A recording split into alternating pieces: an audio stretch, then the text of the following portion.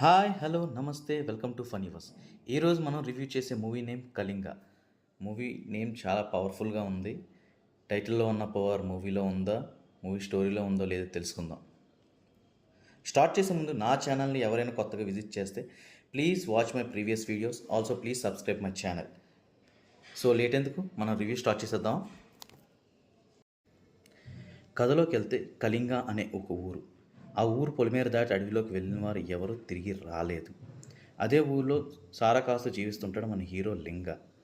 లింగాకి అదే ఊరిలో ఉంటున్న పొద్దు అనే అమ్మాయి అంటే చాలా ఇష్టం. కానీ పొద్దు వాళ్ళ నాన్న పొలం ఉంటేనే పెళ్లి చేస్తానని కండిషన్ పెడతాడు. చాలా సంవత్సరాలుగా తనఖాలో ఉన్న తన పొలం కోసం జమీందారు దగ్గరికి వెళ్తాడు లింగ.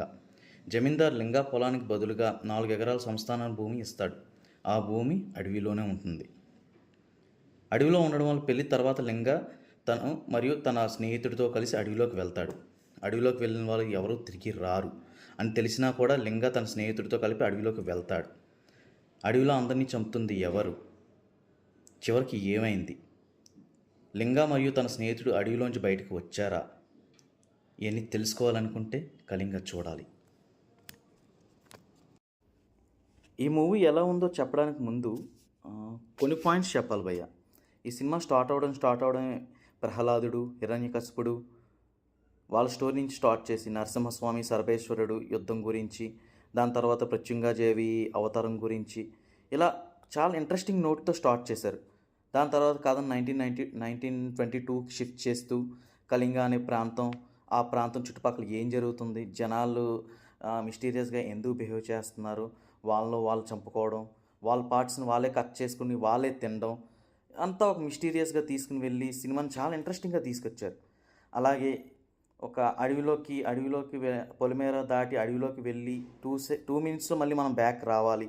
ఇలాంటి కొన్ని థింగ్స్ చూపిస్తూ జనాలకి, చూసే వాళ్ళకి చాలా క్యూరియాసిటీగా తీసుకొచ్చాడు.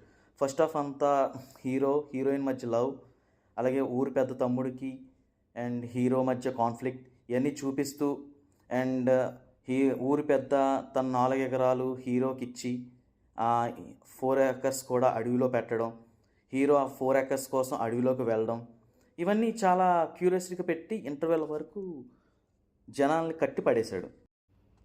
ఇంటర్వెల్ తర్వాత అడవిలో ఏముంది, లోపలికి వెళ్ళిన వాళ్ళందరూ ఎందుకు తిరిగి రావట్లేదు, అసలు అడవిలో ఏం జరుగుతుంది అనే ప్రశ్నల సమాధానాలన్నీ మన సెకండ్ హాఫ్లోనే ఇచ్చాడు భయ్య.